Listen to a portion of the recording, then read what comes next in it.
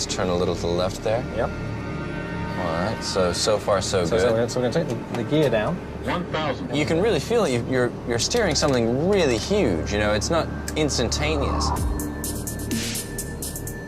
We're coming in for one of the more challenging approaches in the world here at JFK. You can see Manhattan off in the background. We're going to make an 80-degree turn.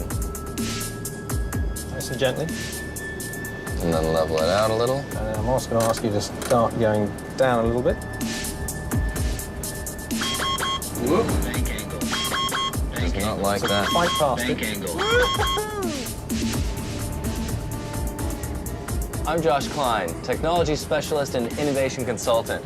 And this is the business end of a Boeing 777, one of the most advanced airliners in the world.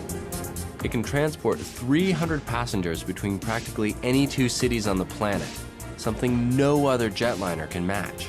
That ground is coming up really quickly. That's about 800 feet a minute. Now, no one would be crazy enough to let me fly a real airliner, which is why I'm at the controls of a British Airways simulator. There you go, pull up now. Whoa. And hold it there. Lower the nose down. Whoa. And that's what's on the ground. Oh yeah, you can feel that. Wow. Perfect. There you go, your first 777 landing. What? Piece of cake. Excellent.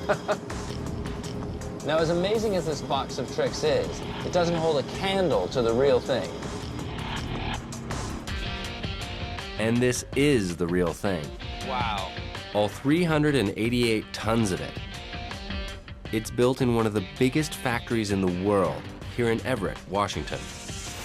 With over 3 million components, each one having to work in perfect harmony, the Boeing 777 is a technological marvel.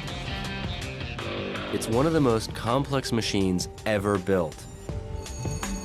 And this factory can produce 100 of them every year. So what's the secret? How can something so big be built so quickly? The answer lies with a simple innovation. An innovation so fundamental that it's given us many of the electronics, vehicles, and domestic appliances that have revolutionized our world. Welcome to the link. Understanding how everything around us came to be is like piecing together the ultimate puzzle. Because behind every invention, there's always a backstory, featuring brilliant minds, great civilizations, and extraordinary breakthroughs, all linking together to create the world we live in.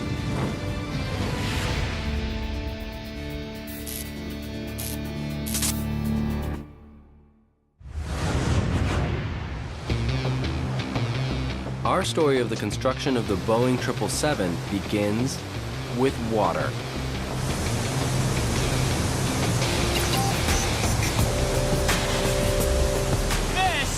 Is Niagara Falls, one of the biggest waterfalls in the world. Some 750,000 gallons go over its edge every second. That is just an amazing amount of water.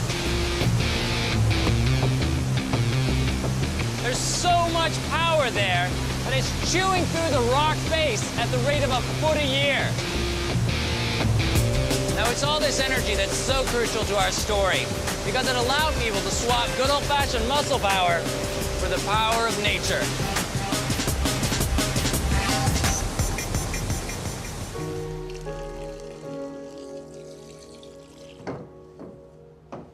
You see, life for the ancients was pretty tough. Just making simple bread was a huge chore.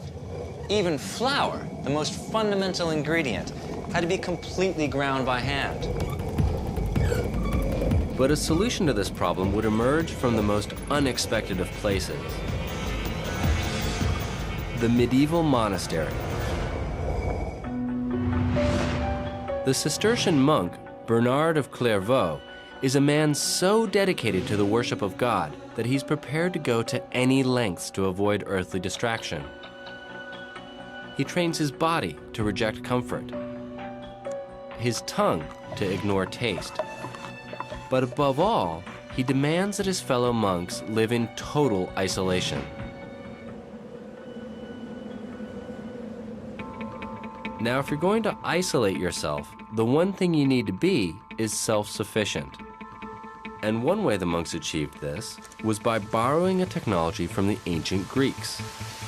Monasteries adopt water power in the form of this, the overshot water wheel.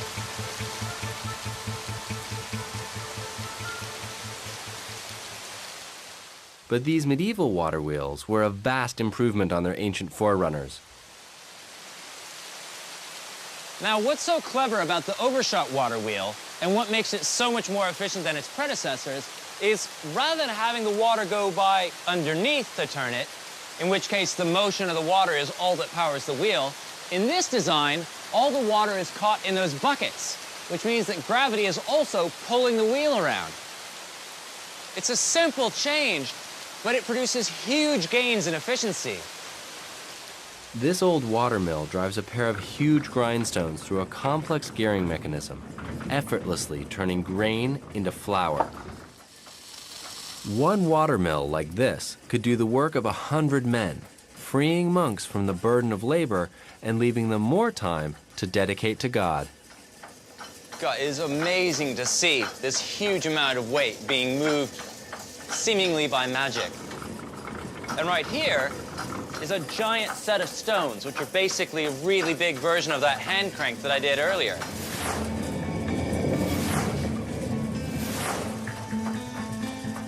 As Cistercian monasteries sprung up across Europe, this new technology spread like wildfire between them. Food productivity went through the roof, creating a surplus. Okay, pour it. The Cistercians, who so craved isolation, now found themselves selling their produce to the outside world. With its coffers groaning from the sales of all that produce, the church becomes enormously wealthy. And what does it do with all that money? It builds.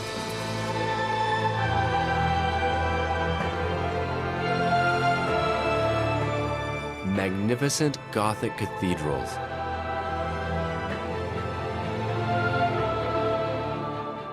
This is Salisbury Cathedral in England.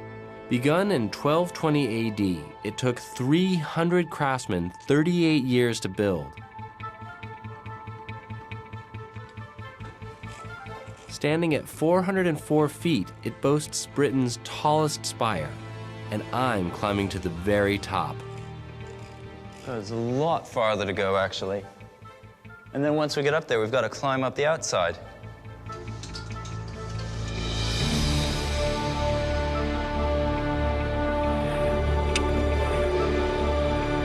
God, that's a long way down.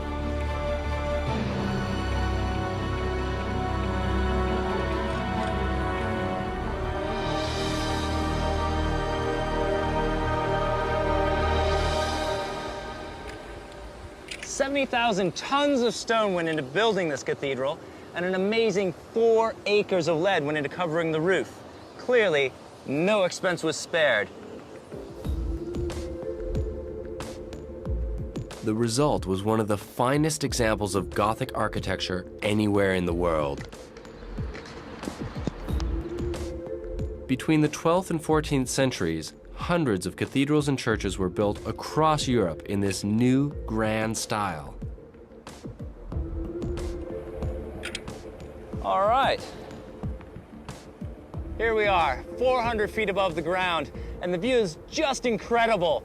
You can literally see for miles in every direction, which is critical to the church builders, because if you can see all the way to the horizon, everyone all the way to the horizon can see you. Towering over the landscape, cathedrals were the wonders of the medieval world. Nothing this big had been built since the pyramids. They represented nothing less than heaven on earth, and the higher they soared, the closer they brought man to God. This desire to build higher and higher led to great advances in structural engineering. These ribs are called flying buttresses and are classic features of Gothic cathedrals. What they're doing is stopping the huge walls from pushing outwards. They concentrate the forces downwards into the ground.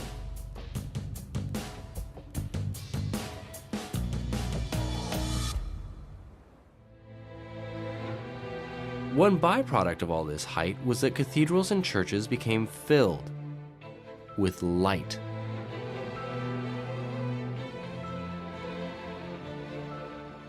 Now you can imagine the effect that all this had on the humble churchgoer. Remember, this was at a time when most people didn't have windows in their houses, so they would have been incredibly dark. But in here, the interplay of light and color and space must have been absolutely awe-inspiring. But there was another profound effect that these massive structures had on people. They changed forever how they thought about time.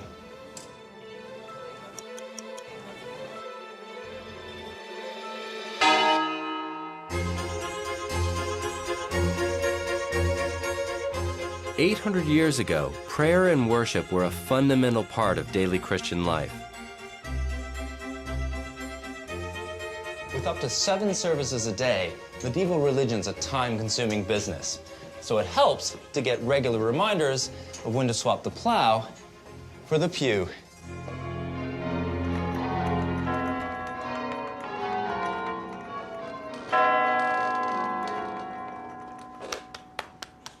Very nicely done. Hi, Josh. Hey. Welcome nice to to the ringing chamber of St. Thomas's Church, Thank you. Salisbury. These bells have been calling Christians to prayer for centuries. And head bell ringer Nigel Orchard is a stickler for the correct technique. Okay, give it to me. Stand back. That's what happens when it speeds up and you haven't quite got control.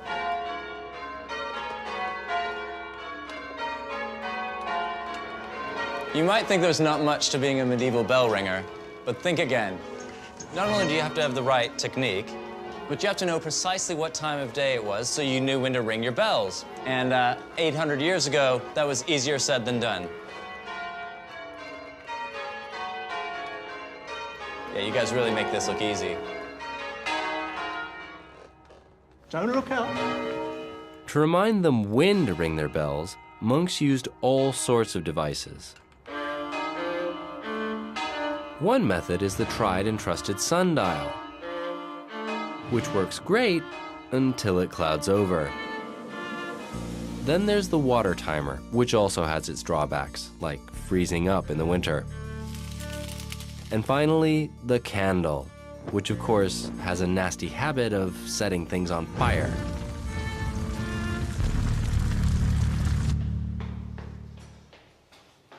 What was needed was a way of automating the bell ringing process.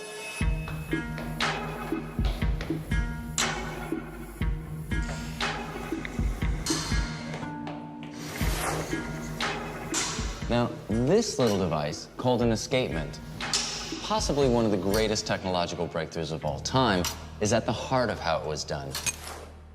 And here's how it works. This is a model bell ringing device.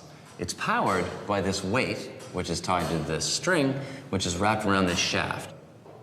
And as the weight goes down, it causes the shaft to rotate. Thus triggering the bell to ring. Now, look what happens when I just let the weight go. It just unrolls uncontrollably.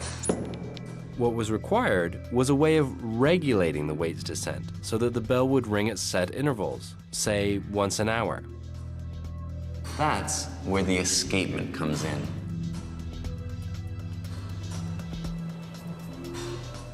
These pegs catch on a toothed wheel, which controls the descent of the weight so that the shaft rotates at exactly the right speed. Now, connect the escapement to an elaborate mechanism like this. What you get is this. A device that automatically rings bells at set intervals throughout the day.